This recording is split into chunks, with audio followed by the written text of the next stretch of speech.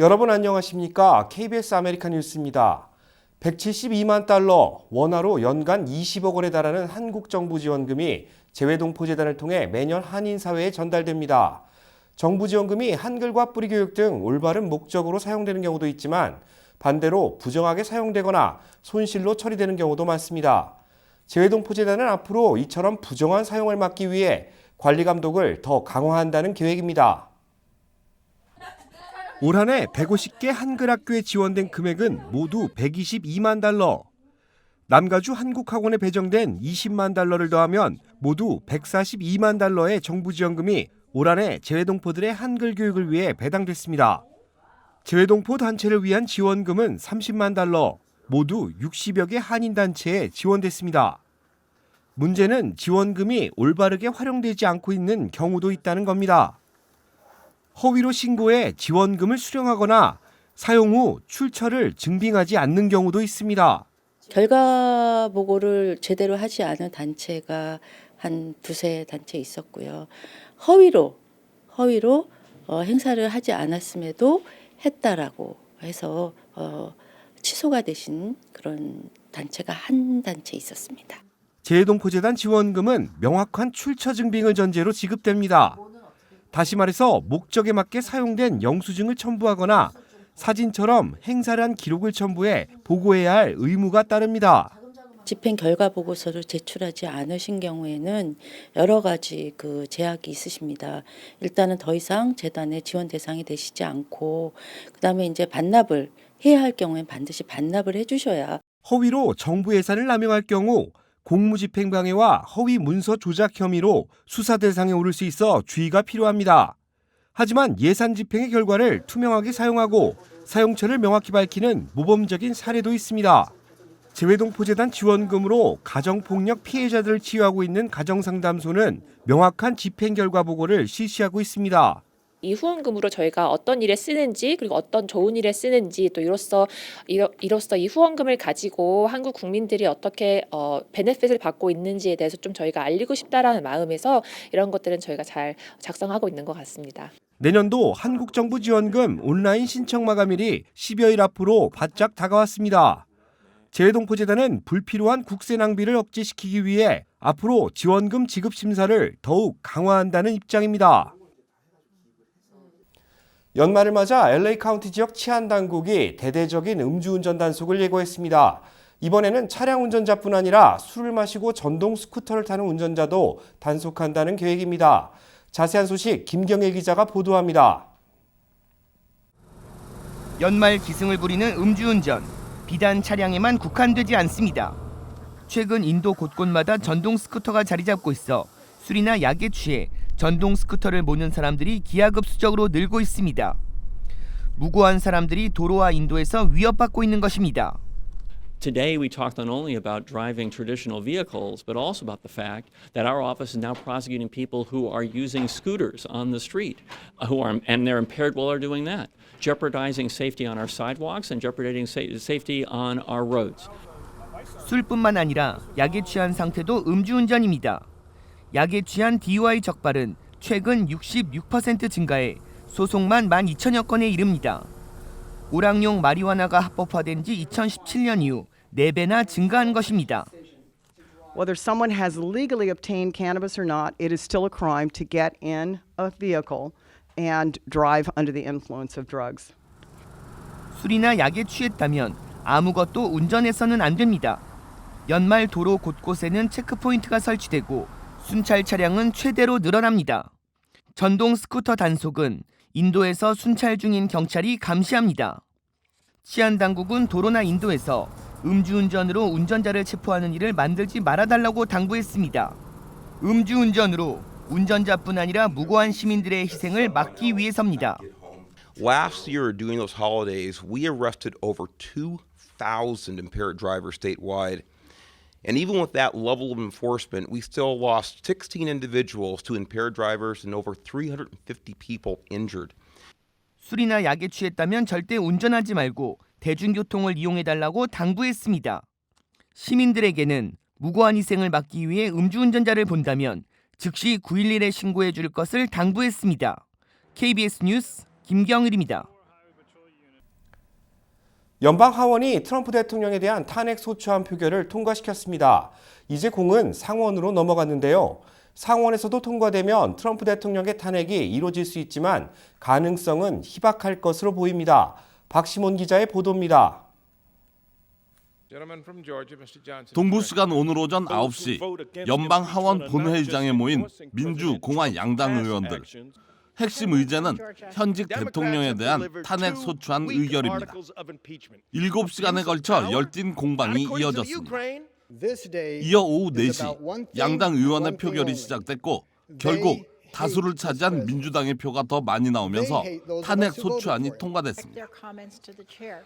역사상 현직 대통령에 대한 탄핵 소추안 표결은 이번이 처음이 아닙니다. 17대 앤드류 존슨 대통령과 42대 빌 클린턴 대통령에 이어 이번이 세 번째입니다. 존슨 대통령은 앞서 공무원 재직에 관한 법률 위반으로 하원에서 탄핵 소추안이 가결됐지만 상원에서 한 표 차로 간신히 임기를 유지했고 백악관 인턴 성추문으로 위기에 몰렸던 클린턴 대통령은 민주당이 지키던 상원에 의해 탄핵이 부결됐습니다. 이제 공은 연방 상원으로 넘어갑니다. 하지만 상원에서는 지금까지의 양상과는 전혀 다른 상황입니다. 공화당 상원 의석수는 53석, 민주당은 45석에 불과합니다. 무소속 2명이 민주당 소속이라 해도 공화당이 여유 있게 탄핵안을 부결시킬 수 있는 상황입니다. 트럼프 대통령은 탄핵이 부결될 것을 확신하고 날선 공격을 이어가고 있습니다. 어제는 민주당 펠로시 하원 의장을 향해 강한 발언을 쏟아냈습니다. 탄핵 추진은 쿠데타이며 탄핵 역풍으로 인해 내년 대선에서 민주당이 심판을 받을 것이라고 밝혔습니다. 반면 민주당 측은 탄핵이 부결되더라도 추진 자체만으로도 매우 의미 있는 정치적 성과로 평가하고 있습니다. 취임 이후 러시아와 우크라이나 스캔들 그리고 미국 우선주의를 통해 분열의 정치 행보를 보이는 트럼프 대통령에 대한 국민의 반감이 이번 탄핵으로 드러난 만큼 향후 대선에서도 유리한 고지를 점할 것이라는 생각입니다. KBS 뉴스 박시몬입니다. 내년 1월 1일부터 캘리포니아에 거주하는 19세부터 25세 사이 저소득층 서류미비자들도 메디케일 혜택을 받게 됩니다. 캘리포니아 주 정부는 2019-2020 회계년도 예산 집행과 관련한 법 SB 104의 시행에 따라 19살부터 25살까지 소득 기준을 충족하면 체류 신분에 상관없이 2020년 1월 1일부터 메디케일을 신청할 수 있는 자격을 부여합니다. 메디케일은 저소득층을 위한 가주정부의 건강보험 프로그램으로 소득이 연방 빈곤선의 138% 이하면 서류 미비자를 포함해 체류 신분에 상관없이 메디케일 혜택을 받을 수 있습니다. 만약 응급 메디케일에 가입되어 있는 해당 연령 대상자는 별도의 신청 없이 자동으로 일반 메디케일로 변경됩니다. 그 밖에 신청은 카운티 사회복지국 사무실 또는 커버드 캘리포니아 온라인을 통해 신청할 수 있습니다. LA 한인타운은 이웃케어 클리닉이 관련 신청을 돕고 있습니다. LA시 10지구에 출마한 그레이스 유 후보가 흑인과 라티노에 이어 정치적 기반이라고 볼 수 있는 한인사회 인사들의 지지를 받았습니다. LA 한인회와 3.1 여성동지회, 요식업계와 교계 등 한인단체와 일반 지지자들은 그레이스 유 후보의 당선을 위해 적극적인 활동을 자발적으로 전개해 나갈 계획입니다. 마켓이나 식당 등의 그레이스 유 후보 포스터 부착을 시작으로 유권자 등록, 후원금 모금도 직접 진행할 예정입니다. 유 후보는 한인들의 지지에 힘이 난다며 오는 3월 3일 승리를 위해 한인 유권자들의 적극적인 투표 참여를 당부했습니다. 노아은행이 뉴욕 맨해튼 지점을 확장 이전했습니다. 제휴사 뉴욕 KBTV 박정우 기자가 그랜드 오프닝 행사장을 다녀왔습니다. 노아은행이 맨하탄 지점을 5에비뉴로 확장 이전했습니다. 노아은행은 지난 2013년 6월 맨하탄 지점을 32가 선상 건물 11층에 문을 열었고 6년 만에 새 장소로 옮겨 영업에 들어갔습니다. 그랜드 오프닝 행사는 오늘 진행됐습니다. 외형적인 성장도 중요하지만 내실을 다지며 자산 건전성을 높이고 동포들에게 필요한 새로운 금융 상품도 개발할 예정입니다. 지난 10년을 되돌아보고 새로운 10년을 준비하는 2020년이 될 수 있도록 모든 임직원이 한마음 한뜻으로 노력하겠습니다. 감사합니다. 노아은행은 한인들의 예금으로만 운영되고 있습니다. 노아은행 측은 위치의 장점을 살려 한인들이 편리하게 이용할 수 있도록 노력하겠다는 계획을 밝혔습니다. 고객분들에게 직접 찾아다니면서 그렇게 신속하고 정확하게 업무를 이행해드림으로써 고객분들의 만족도를 높여드리는 그런 맨하탄 지점이 되도록 노력하겠습니다. 현재 맨하탄 32가에는 많은 한인 은행들이 위치해 있습니다. 뉴욕 1원에서 영업 중인 한인은행 중 1억 달러 이상 예금을 보유하고 있는 지점도 13곳이나 됩니다. 뉴욕 뉴저지에서 운영 중인 한인은행은 11개, 총 55개 지점으로 24%인 13개 지점이 1억 달러를 넘는 예금을 보유하고 있는 것으로 조사됐습니다. 한인은행은 주류 신용평가서로부터도 호평을 받고 있습니다. 한인은행 6곳이 최고 등급을 받았고 전반적으로 준수한 평가를 받았습니다. 노아은행은 2019년도 1분기, 2분기 영업실적과 자산 건전성, 수익성, 신용도의 평가에서 4등급을 받았습니다. 등급이 0부터 5까지인 걸 감안하면 굉장히 우수한 평가를 받은 것으로 분석됩니다. 맨하탄에 새 지점이 오픈된 만큼 뉴욕 뉴저지 일대의 노아은행의 역할이 더욱 커질 것으로 예상됩니다. KBTV 뉴스 박정우입니다. 주요 단신입니다.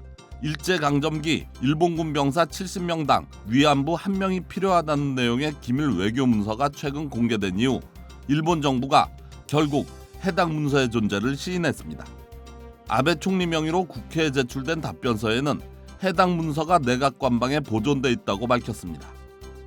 결국 일본 정부가 청와대 비서실에 해당하는 내각관방에서 위안부 관련 증거 문서를 오래전에 확보하고도 감춰온 셈입니다. 북한의 인권 침해를 비판하고 개선을 촉구하는 북한 인권 결의안이 유엔 총회 본회의에서 표결 없이 전원 합의 방식으로 채택됐습니다. 유엔이 올해로 15년 연속 채택한 것인데 북한은 반발했습니다. LA 국제공항이 지난 13일 금요일부터 내년 1월 6일까지 이어지는 연말연시 모두 590만여 명이 공항을 이용할 것이라고 밝혔습니다.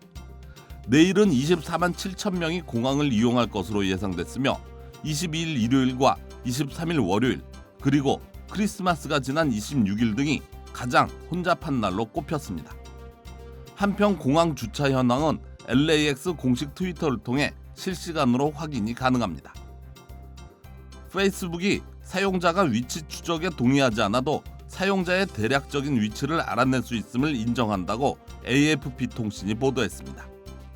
페이스북은 2명의 연방 상원의원에게 보낸 답신에서 사용자들이 위치 설정을 해제하더라도 특정 장소에서 찍은 사진의 태그, 식당 등에서 누른 체크인 기능 등을 통해 위치를 파악할 수 있고 단순히 페이스북 앱에 연결했을 때 부여되는 IP 주소도 단서가 될 수 있다고 설명했습니다. 3억 7,200만 달러를 손에 쥘 행운의 주인공이 오하이오주에서 나왔습니다. 복권국에 따르면 어젯밤 열린 메가밀리언스 복권 추첨에서 6자리 숫자를 모두 맞춘 티켓 한 장이 오하이오주에서 판매됐습니다. 당첨자는 일시불로 수령할 경우 2억 5,150만 달러를 받게 됩니다. KBS 아메리칸 뉴스는 시청자들의 의견을 소중히 생각합니다. KBS 아메리칸 뉴스 마칩니다. 고맙습니다.